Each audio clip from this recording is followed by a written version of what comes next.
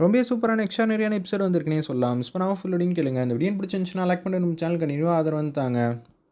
ஆதி எல்லாத்தையும் தெரிஞ்சுக்கிறாங்க. தெரிஞ்சுக்கிட்டு உண்மையெல்லாம் சொல்லணும்னா சீக்கிரம் போணுமே அப்பன்னு பார்த்து அவங்களுக்கு தெரிஞ்ச இதா கிட்ட ஃபோன் அடிச்சு பேசுறாங்க. பாரதியோட வழக்கறிஞர். "என்ன ஆச்சு? நிலைமையெல்லாம் தலைகீழ ஆகுது. என்னால எதுவுமே பண்ண முடியல. என் பேச்சுக்கும் இங்க எடுபடல" அப்படின்னு சொல்லிடுறாங்க. "நீங்க ஒரு 10 நிமிஷம் மட்டும் வெயிட் பண்ணுங்க. கரெக்ட்டா நான் வந்துடுறேன். சீக்கிரம் வந்துருங்க ஆதி. உங்களால மட்டும் தான் ஏதாவது செய்ய முடியுங்கிற மாரி மதுமிதா சொல்லிட்டு அப்படியே சேர்ல உட்காந்துட்டு இருக்காங்க. அப்பன்னு பார்த்து, "என்னது ஆதி இவ்வளோ நேரம் ஆச்சே!" அப்படின்னு சொல்லும்போது, "ஒரு 10 நிமிஷம் அவகாசம் மட்டும் குடுத்தீங்கன்னா, எனக்கு முக்கியமான ஒருத்தவங்க ஏதாவது எடுத்துட்டு வரேன்னு சொல்லியிருக்காங்க. அதுக்காகன்னு" சொன்னோனே, சரின்னு சொல்லிட்டு வெயிட் பண்றாங்க. ஆப்போனன்ட் வழக்கறிஞர் பேசுறாங்க. "இதுக்கு மேல இதில வெயிட் பண்ணி ஒரு பிரயோஜனமும் இல்ல. நீங்க வாசிக்க ஆரம்பிங்க" அப்படின்னு சொன்னோனே, சரி எல்லாமே தெள்ள தெளிவா இருக்கிறப்ப என்னால எதுவும் பண்ண முடியாது. இதில நான் இப்ப என்னோட முடிவ சொல்லப்போறேன். பாரதி தான் தப்பு செஞ்சாங்கங்கிற விஷயம் தெள்ள தெளிவா தெரியுது. அதனால அவங்களுக்கு அப்படின்னு சொல்லும்போது, "நிறுத்துங்கன்னு" ஆதி சொல்லிட்டு இருக்காங்க. ஆதி சொன்னோனே, "யாருப்பா நீங்க? திடீர்னு இது மாரிலாம் சொல்றீங்க. நான் செய்றது தவறா இருக்கலாம். ஆனா நீங்க ஒரு தப்பான விஷயத்துக்கு சாதகமா பேசுறதுனால தான் இவ்வளோ நான் வேகமா நிறுத்துங்கன்னு சொன்னேன். மத்தபடி ஒண்ணும் இல்ல. சரி நீங்க எது சொல்றதா இருந்தாலும் கூண்டில் ஏறி சொல்லுங்கன்னு" சொன்னோனே, அப்படியே ஆதி மாட்டுக்கு வராங்க. "நீங்க யாரு முதல்ல?" "நான் இவங்களுக்கு தெரிஞ்சவங்க. இந்த இதில ஒரு முக்கியமான விஷயத்த கண்டுபிடிச்சிருக்கேன். இது நேரத்த விரயம் அடிக்க தான் இது மாரி சுத்தி சுத்தி சொல்றாங்க. இவ்வளோ நேரம் எல்லாத்தையும் நிரூபிச்சாச்சுன்னு நாங்க எல்லாம் பேசிட்டு இருக்கோம். இப்பன்னு பார்த்து இவரு கொண்டு வந்தத நீங்க வாங்கி பார்க்கவே கூடாது. இது எல்லாம் டோட்டல் சுத்த பொய்யா தான் இருக்கும்ன்னு" பவானியோட வழக்கறிஞர் பேசும்போது, "அது எப்படிங்க நீங்க முடிவு பண்ணலாம்?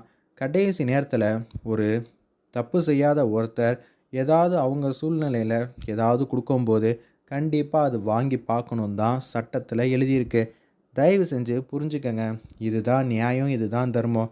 ஆமா, அவங்க சொல்றது தான் கரெக்ட்டு. முதல்ல என்ன சொல்றீங்கன்னு" சொல்லும்போது, பாரதி அங்க கைரேகை அது இதுன்னு தான் உங்களுக்கு எல்லாமே தெரியுது. ஆனா, பாரதி அங்க வந்துட்டு போனங்கிற நேரங்கிறது வேறு. அதுக்கப்புறமேட்டுக்கு அங்க ஒரு சில பேர் வந்திருக்காங்க. நீங்க என்ன சொல்றீங்க? எதுவா இருந்தாலும் தெளிவா சொல்லுங்க. பாரதி வந்துட்டு போன நேரம் கரெக்ட்டா 1 மணிக்கு வராங்க. அந்த வீடியோவ பாருங்க அப்படின்னு சொல்லும்போது, ஆ வந்தாங்க, போனாங்க. வேலை முடிஞ்சிருச்சு. ஆனா, துரை சம்மந்தப்பட்ட பேப்பர் எடுத்துட்டு பாருங்களேன். அவங்க எப்போ போனாங்கங்கிற டைம் குறிச்சு குடுத்துருக்காங்கல்ல. அத பார்த்தா கிட்டத்தட்ட 1 மணி நேரம் பாரதி போனதுக்கப்புறம் தான் போயிருக்காங்கங்கிற விஷயம்லாம் அங்க தெரியுது. அதாவது நீங்க என்ன சொல்ல வரீங்கன்னா, பாரதி போனதுக்கு அப்புறமேட்டுக்கு தான் ஏதாவது நடந்திருக்குன்னா, இதுக்கும் பாரதிக்கும் சம்மந்தமே இல்ல. அப்பனா அங்க கைரேகைன்னு ஒண்ணு இருக்கே ஆதி, நீங்க அத மறந்துட்டீங்களா? பாரதி கோவப்பட்டுருக்கலாம். கோவப்பட்டப்ப ஏதாவது ஒரு விஷயம் நடந்திருக்கலாம். உடனே தூக்கி கூட போட்டுட்டு போயிருக்கலாம். அத யாரோ ஒருத்தவங்க பார்த்துட்டு, இது மாரிலாம் செஞ்சிருக்கலாம். இது எல்லாம் டோட்டலா உங்களுக்கு சாதகமா பேசாதீங்க. சரி, அப்பனா நான் ஒரு விஷயத்த நிரூபிச்சு காட்டுறேன். எனக்கும் உங்களுக்கும் ஏணி வச்சாலும் எட்டாது அப்படின்னு தானே சொல்றீங்க. நான் உங்க முன்னாடி எல்லாருக்கும் செயல்பாடா காட்டுறேன் அப்படின்னு சொல்லும்போது, இவர நான் சூஸ் பண்றேன் அதுக்குன்னு ஆதி சொல்லிட்டு இருக்காங்க. இது மாரி ஒரு குச்சிய பக்கத்துல எடுத்துக்கிட்டாங்க. எடுத்துக்கிட்டு அடிக்கலான்னு வராங்க. கடைசி நேரத்துல அந்த இடத்துல அவ்வளதான் சொல்லுவேன்னு குச்சிய நம்ப பாரதி தூக்கி போட்டுருக்காங்க. அதுக்கப்புறமேட்டுக்கு பின்னாடியே பாரதிய ஃபாலோ பண்ணி இங்க வர வச்சிருக்கணும்.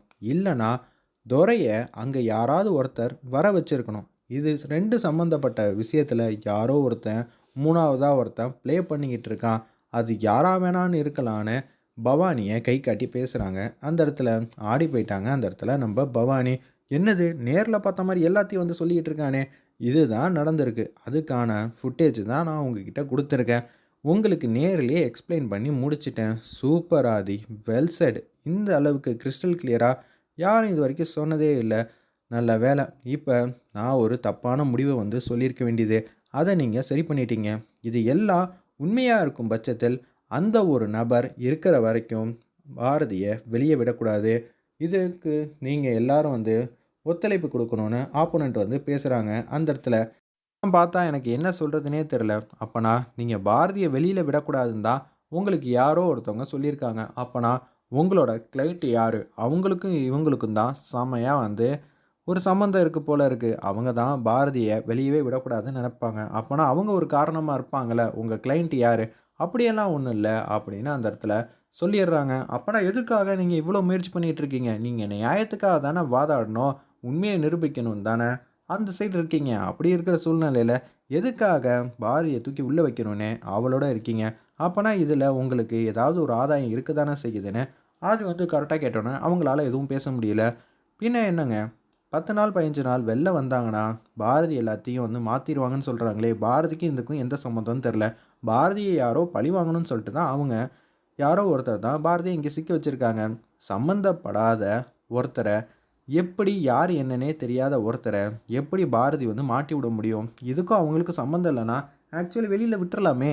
என்ன இருக்கு? அப்படின்னு சொல்லும்போது, ஆமா இது ஜோடிக்கப்பட்டது. அது மட்டும் இல்லாம, இந்த விஷயத்துக்கும் நம்ம பாரதிக்கும் எந்த விதத்திலயும் சம்மந்தம் இல்லன்னு என்னால புரிஞ்சுக்க முடியுது அப்படின்னு ஆதி குடுத்த டீட்டெயில் எல்லாத்தையும் வச்சு நம்ப மதுமிதாவும் சூப்பரா வந்து பேசிட்டு இருக்காங்க.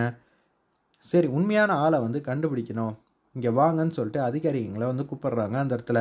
அப்பன்னு பார்த்து அவங்கள எல்லாரையும் கூப்பிட்ட உடனே, "இதுதான் நீங்க விசாரிச்சதா?"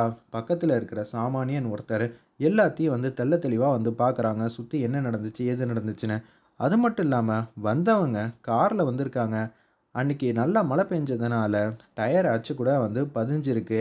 அது கூட பார்த்தா தெரிய வரும். மேடம் அங்க எத்தனையோ பேர் வந்துட்டு போயிருக்கலாம்.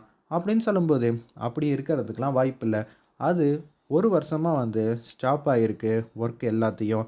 அது ஒரு குடோன் பர்ப்பஸா தான் இருக்கு. அப்படி இருக்கிற சூழ்நிலையில எனக்கு தெரிஞ்சு அங்க யாருமே வந்து வந்துட்டு போறதில்ல. இது எல்லாம் தெரிஞ்சு தான் பாரதிய அங்க வர வச்சிருக்காங்க.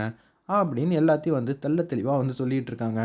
எல்லாத்துக்கும் காரணம் யாரா இருக்கும்? துரைய கடைசியா யார் அழைச்சிட்டு வந்தாங்களோ, அவங்கள தான் காரணமா இருக்கும். எனக்கு தெரிஞ்சு துரை உள்ளேருந்து தான் வெளியில வந்திருக்கான்.